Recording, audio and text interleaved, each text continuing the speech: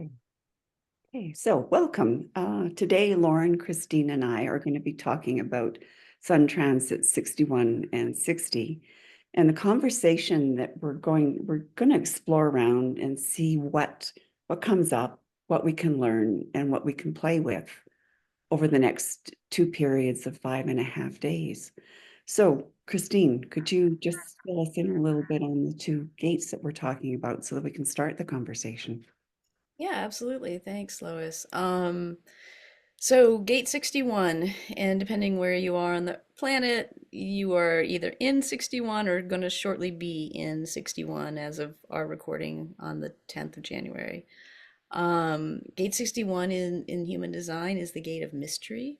It lives in our head center, and it is all about inspiration and knowledge, right? Like this deep desire to understand the mysteries of life and this constant questioning and making observations about the world in order to bring more knowledge and inspiration into your life, essentially, right? You really have this real deep desire to know things.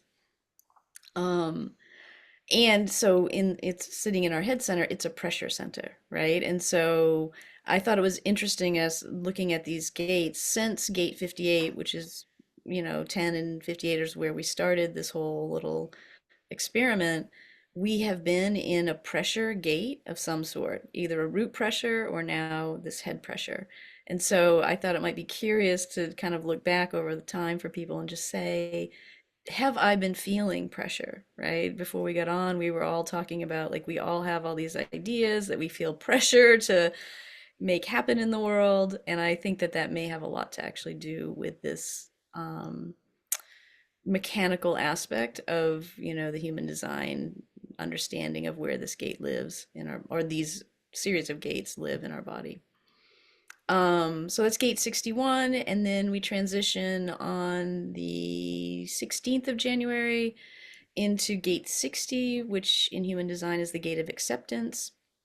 It is also a pressure gate. This time it's back in the root. So it is a pressure that it's a mutative pressure. It wants to change things in the world, it wants to make things better.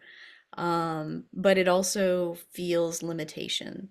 And in the gene key world, limitation is the shadow of this energy, right? Like we feel like limitations are a problem for us, but actually we recognize that limitations are necessary, right? That's just the nature of the world. We all have limitations, everything is limited, but within that we can be super creative.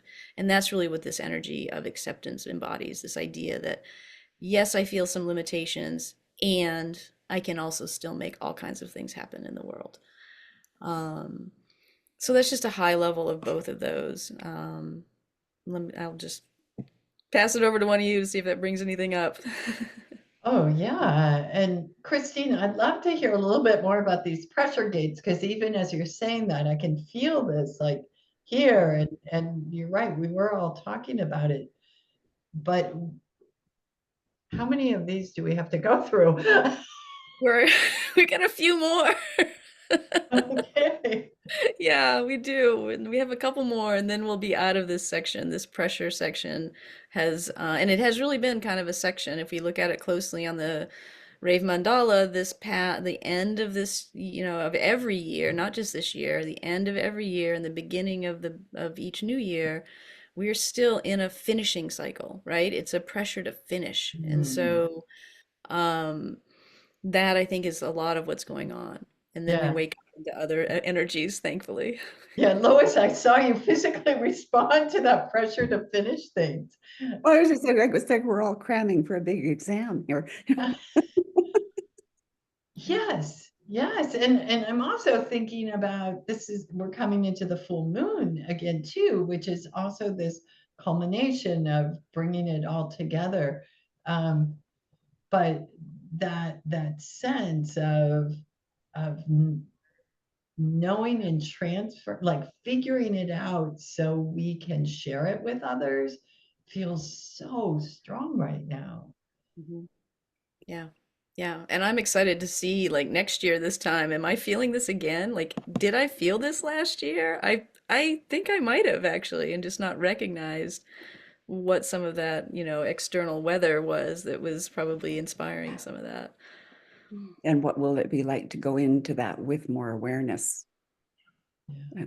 compared to the unawareness that we apparently have right now? Yeah, yeah, exactly. Well, and I think a lot about it too from this root perspective in gate 60 in our root. In my design, I have an open root. It's receiving pressure, energy all the time. It's our adrenalized pressure to get up and do. That's what our root is in human design. And so I'm always really susceptible to other people's pressures, right? Like if they need something done, I feel that like twice as much. I'm like, oh, I've got to do it now. Even if they're like, it can be done in 3 weeks, Christine, right? And so I feel that pressure, this hurry up to be free from the pressure. That's the kind of the signature not self of that energy. And I feel it very much in the air right now, this hurry up to be free of the pressure, right? I just want the pressure gone. I just want to do all the things so I can get them out of my head. And so, yeah, it isn't really me. It really is, I think, this external energy that is for everybody right now. Yeah. Well, Christine, what you brought up is really important. That I was thinking a lot about this, how when we go into these periods of time, we really have choices on how we're going to respond, right? And are we going to respond from our lower self, or are we going to take the high road and let our higher self respond to it? So that when we feel that pressure, instead of like I am trying to run from it these days or escape it, but what is it serving, right? And to turn it around and look at that. And when I look at the I Ching for gate 61, it's the inner truth, right? So I'm feeling this, but I think coming back around and asking that important question, where do I place my trust? What do I trust? Do I trust myself in this? And I think some of this desire to escape is truly, I don't trust myself to manage the pressure. Yeah. Yeah. Yeah. And the escape is something that it's promoted and supported in our culture. Of course it I mean, is. there's so many opportunities, and there's even if you're not doing that, like you're not scrolling on your phone or not doing something, people treat you like you're odd now. So, What do you so, do, Lois? but but just like it's so normalized. And I think even like with looking at Richard Rudd when he was talking about the 61st gate and that shadow aspect we were talking about earlier being kind of just the norm right now. It's just like we're in that lower vibration and we're sort of being held there by the energies that are around us. Yeah. Yeah. I think that in the gene keys, that word, that the shadow of this word in the gene keys, I'm sorry, the shadow of this energy is psychosis. I think it's probably one of the most activating shadow names of, words that in the whole system, I think. And reading a little bit more about it, it's true. He's like, we are all in a psychotic state in the modern world, right? It disconnects us from what's real, right? And you're right. We're not in a good space when we're in that disconnected place. And like the gift of it is inspiration, right? Like we are like it's such a beautiful thing to just sit and be inspired, right? We all know what it's like just to sit in nature and look at something beautiful and be like, oh my God, that's so beautiful, right? It could just be ants doing something, right? Like, God, it's really amazing when you watch them, right? And there's no pressure to do anything, right? It's modernity that gives us the pressure to do Yeah. something, right? So just remembering that we can be inspired, and this is a note to the three of us too. We just had this long conversation. We have all these ideas, right? We have lots of inspiration that we feel pressure to act on, but that's not us. That's from the outside, right? We can just be inspired. You know? Yeah, I think feeling into that timing, it is that sense everything has to happen all at once. And I'm thinking about my own experience of this feeling pressured and makes me think with this gate 61, what would help? What would help me ease? And there's a really beautiful extract for the nervous system that is olive, and olive is about helping things move through narrow spaces, right? And to keep the fluidity, keeping it moving, thinning things down a bit. So I think, what could I do with a schedule or the heaps of everything on that I could thin it down a little bit to make it easier on myself. I love that. I'm gonna go take some right after this. I'm just reminding myself too. Yeah. Well, and also these are a progression, right? Like this is something we're trying to bring forth too. Like we've just ended this gate 54, which is this ambition and drive, right? So we've been for the last week, we've all been in this same like gotta go, gotta make something happen, right? Gotta again, root energy. It's coming from our adrenalized pressure. So we're sitting in that. We've been in that for a week. This inspiration shows up. This is pressure from the other end of our design, from our mind. But again, if we can let the pressure like dissipate or just ignore the pressure as much as possible and just sit in the beauty of inspiration, we can be assured that when gate 60 shows up, it's the gate of realism. It's the gate of, okay, cool. I've had this ambition to do something. I've had the inspiration of what to do. What can I really do in the world? What's the real thing that I can make happen and change and mutate, right? So we're in a process that's easing us through a step by step thing if we'll just allow it. Right?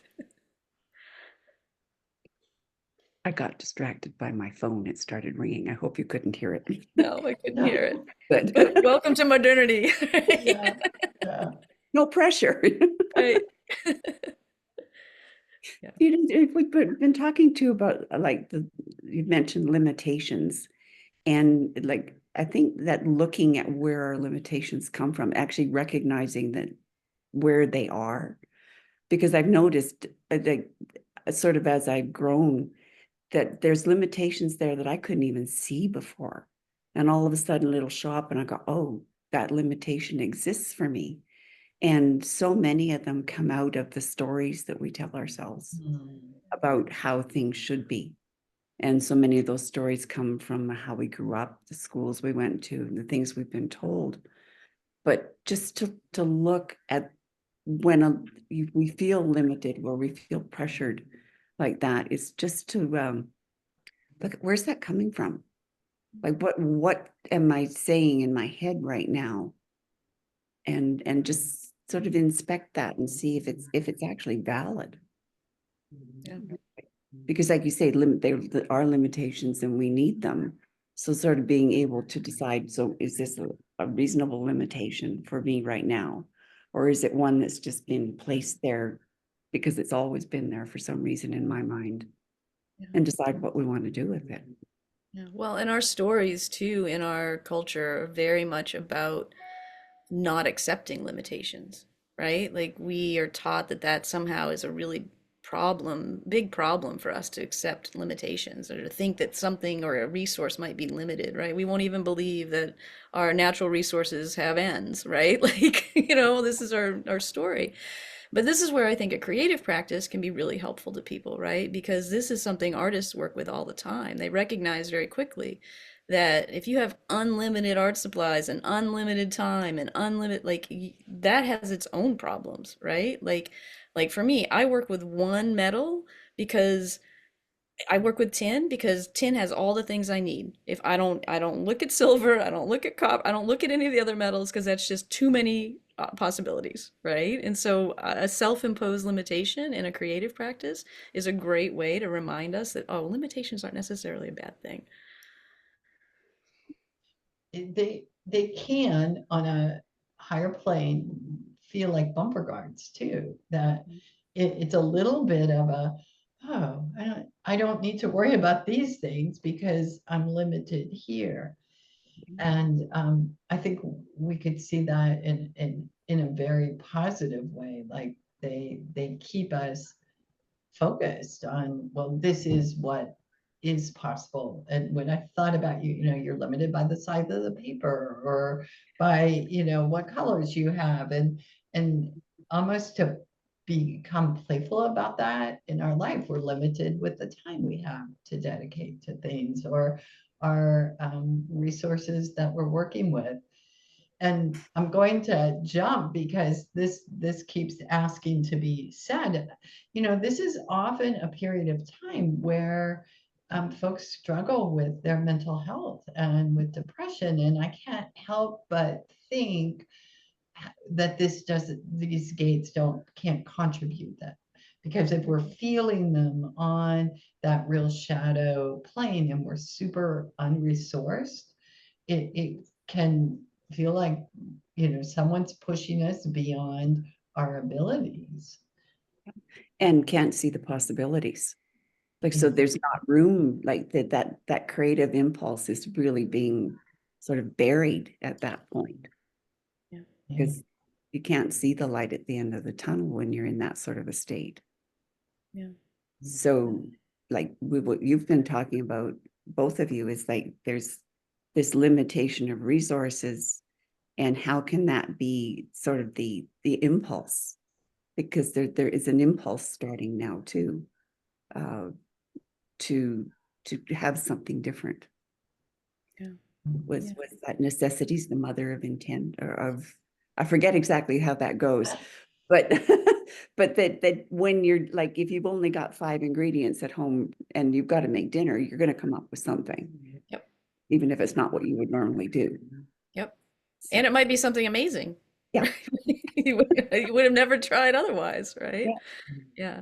Well, I think that's interesting too, because both gate 61 and gate 60 are in what we call our individual circuitry. They're both part of the individual knowing circuit in human design. And all individual gates have creativity. They're part of our creative channels, and they carry melancholy.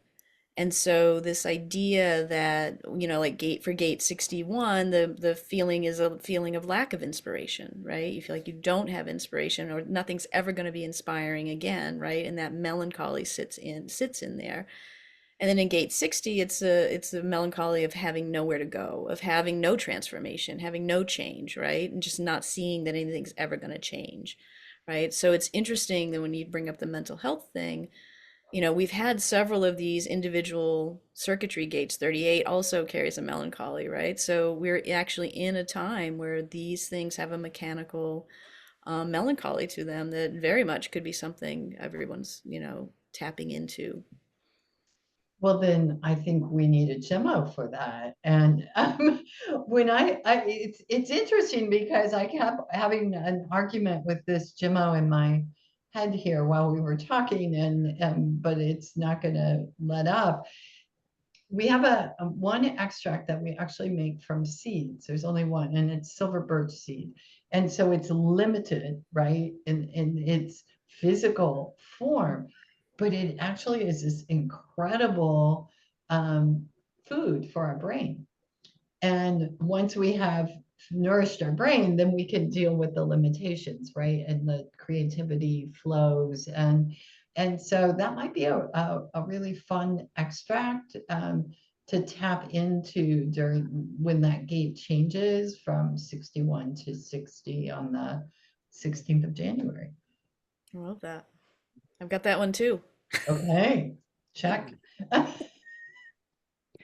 I was thinking, for if there's people that are in that sort of dark melancholy place, the one thing that I found, but for myself and working with other people, is just to pinpoint one thing that gives you pleasure, and then do that. And I was just remembering a woman I worked with where it was just a walk in the woods behind her place.